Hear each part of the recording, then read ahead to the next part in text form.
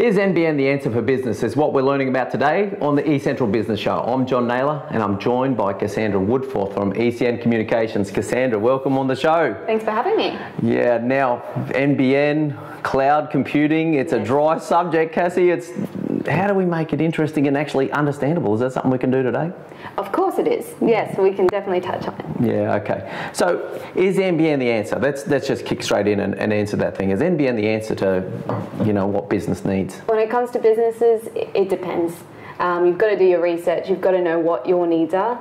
And you can make the NBN work for you, definitely. Yeah, okay. But the NBN is here to stay, isn't it? So it's not going anywhere, not at all. It's going to be the norm. So whether you like it or not, you're going to be having to embrace NBN. Because what you're used to traditionally is not going to be around for that much longer at all. Yeah, of course, in my trade, and I know that you're coming at it constantly as a rep for ECN, is that there's all these people and businesses out there using ADSL connections throughout their business, and it's not cut the mustard for a start, but at some point it's going to get switched off, is it not? Yes, exactly. So there's areas where NBN is already live and ADSL is still working. However, 18 months after NBN has become live, it's cut off. And you get plenty of warning. Yeah. But if you miss the mark there, then you're up the creek, really. Okay. Yeah, sure. Now, and so what is the move over? Is it something that a business can think about and just say, look, NBN's going to be all plain sailing, it's going to cost me the same? What's the truth of it? Well, NBN, it's new technology at the end of the day. So there are costs involved with rolling it out, and we're going to see an increase in your monthly billings on the NBN, mostly because you've got to allow for the capacity and all the work that's been involved with it. So you are going to see your prices go up. Oh, really? No business doesn't like the idea of that. What's this price going up stuff? We don't want that. We want. Yeah. So NBN calls it a CVC charge, and it's what all the internet service providers have to pay to get more capacity. For their customers. So when customers buy an NBN package from a provider, depending on what that provider has purchased themselves will determine the likelihood of high speeds in peak hours. Oh, okay. So when you think about it, if your provider is not purchasing enough, sure, you might get NBN cheap, but you're not going to get the speeds that's promised or that's been sold to you as. Oh, okay. So if you want that delivery that has been promised, then it's better to pay for it. Okay, so what you're telling me is disappointed. Well, so there's levels of NBN, even because we know that there's NBN Co or some wholesale or the guy that own the network, isn't there? There's NBN is owned by an entity, Yes. And then whether you're a Telstra, a TPG, or an ECN, you're buying access to the NBN. Correct. And you're telling me now, and this is a surprise for me, and I'm in the business, is that there's actually levels of quality of service and speeds that are dialed in and out depending on the relationship that the ECN or the TPG or what has got with NBN Co. Yeah, I couldn't say what the charges would be for different providers. I would assume they are. But performance is a different thing. Yes, 100%. Oh wow, okay. Oh, that's a revelation. So what you're telling me is when you go talk to a client, your flavour of NBN is going to be different. Essentially from other providers, and you should inform yourself about that. You can definitely expect probably very slight differences between the providers when it comes to NBN, but sometimes it's dramatic. But you've also got to take into account the different speed packages that are available. I'm sure you've seen them before, the 25/5 or 140 speeds with NBN.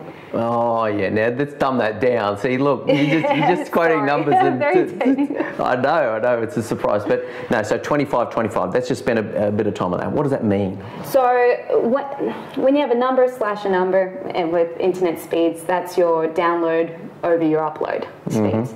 So NBN, they have 4 different speed packages, I would say, that you can choose from, all at different price ranges. those are best efforts though. It's like with ADSL, you can get up to 24 megabytes per second in download speeds, but you don't actually get 24 megabytes. That's right. It's the same with NBN. You've got different speed packages, and yeah, there's higher options. But again, it's best efforts. Yeah. So the good thing is the upload speeds are noticeably better than ADSL. Well, that's the big difference. And actually, there's that client we went and spoke to, so they moved to a cloud-based thing, and let's touch on that because it was a great example, wasn't it? They moved to, so had ADSL connections and a redundancy via mobile, by 4G data, and we found that they're relying on this cloud-based system to transact documents and scans and email up and down an ADSL connection of 20-odd staff, and it was just simply abysmal, wasn't it? Yeah, well, yeah, exactly, because with ADSL, the best upload speed you'll ever possibly get is 1 megabyte. That's right, as opposed to what you... That's very unlikely as well. Yeah, and as we were talking about, in that case, of course, a minimum upload speed is what then 25 means is like... Actually, there is a 12.1 option, so that's the lowest of the low with NBN. Well, that's ADSL, is it not? Basically, yeah. I wouldn't recommend it for businesses at all. Yeah. But 25 over 5, so the max upload speed that you would get on that option is 5 megabits. So again, for a smaller business,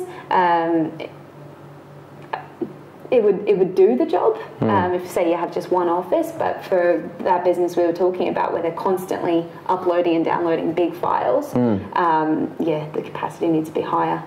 So they have that ability to quickly do it, because I mean that way it increases their productivity. They get more work done. Well, now they've done something about it. The productivity has gone through the roof, and the business owner, I think, still doesn't get it. But yeah, just for those who are watching, and just a short explanation around that, we had the situation where like they were doing document scans, they were doing large email attachments, and an office of 10-15 staff, asking those to go up a pipe the size of a straw.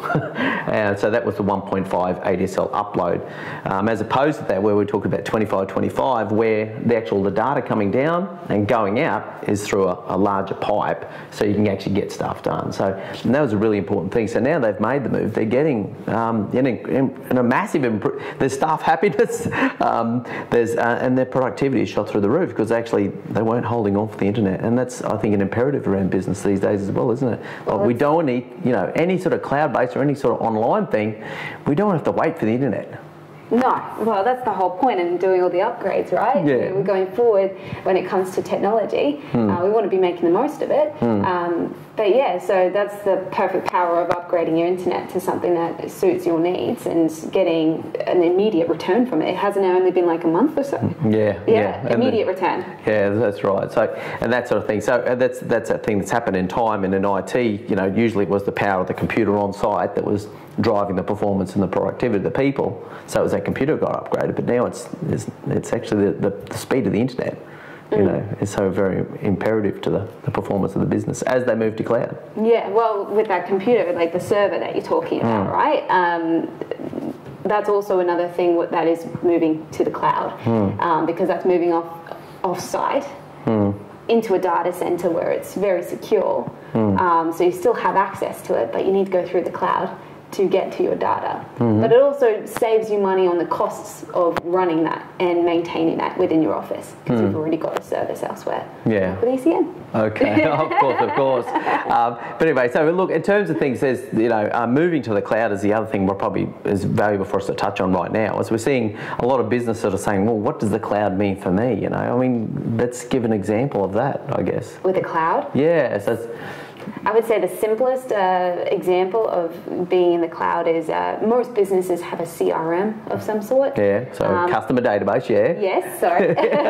So they have a software that they use to access all their clients' data and everything and maintain it. It's a matter of just going on to the website, logging in, and bam, that's all your information. But that's in the cloud. That's still somewhere in a data center. But heavily secure, and you're not having to store that on a computer yourself in the office. So that's probably the simplest example of being up in the cloud and what it means, because really all you're paying is a license fee rather than all the maintenance and securing it and making sure it does, like your computer doesn't fail on you and then you lose all your data.